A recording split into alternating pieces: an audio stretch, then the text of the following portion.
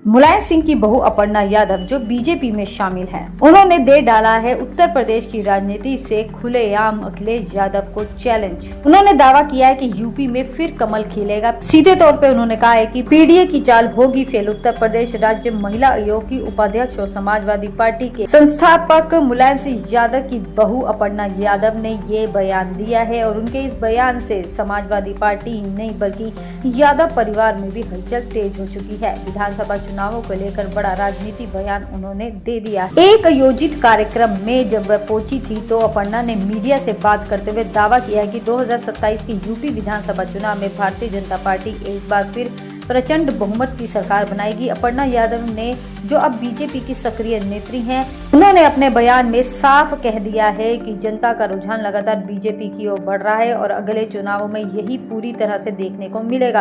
उनके अनुसार उन्होंने कहा है कि प्रदेश में कानून व्यवस्था और विकास के मुद्दों को लेकर बीजेपी काम कर रही है और बीजेपी का काम है लोगों तक पहुँचना, इसलिए 2027 में भी जनता कमल खिलाएगी। उन्होंने कहा है कि समाजवादी पार्टी अध्यक्ष अखिलेश यादव के पीडीए, पिछड़ा, दलित और अल्पसंख्यक के नारे को वो वही जाने, लेकिन मैं पूरे विश्वास के साथ कहती हूँ कि 2027 में फिर यूपी में कमल खिलेगा। बीजेपी एक बार फिर पूर्ण बहुमत के साथ आएगी। उनका कहना था कि प्रदेश की जनता जाति समूह और की राजनीति से आगे बढ़ चुकी है, अब विकास, सुरक्षा व स्थिरता को ज्यादा महत्व देती है। अपर्णा यादव ने सिर्फ यूपी ही नहीं बल्कि देश भर में बीजेपी की संभावित बढ़त पर भी बात की। उन्होंने कहा कि भारतीय जनता पार्टी के कार्यकर्ताएं पूरे साल जनता के लिए काम करती है, यही पार्टी की सबसे बड़ी ताकत है। उन्होंने शब्दों में केवल उत्तर प्रदेश ही नहीं बल्कि देश के जहां जहां भी चुनाव होंगे वहां कमल ही खिलेगा, ऐसी बात की है और उन्होंने ऐसा दावा भी किया है। उन्होंने कहा कि बीजेपी का इरादा तो स्पष्ट है और हमारे कार्यकर्ता 365 दिन जनता के लिए समर्पित रहते हैं। बिहार विधानसभा चुनाव में एनडीए की जीत पर उन्होंने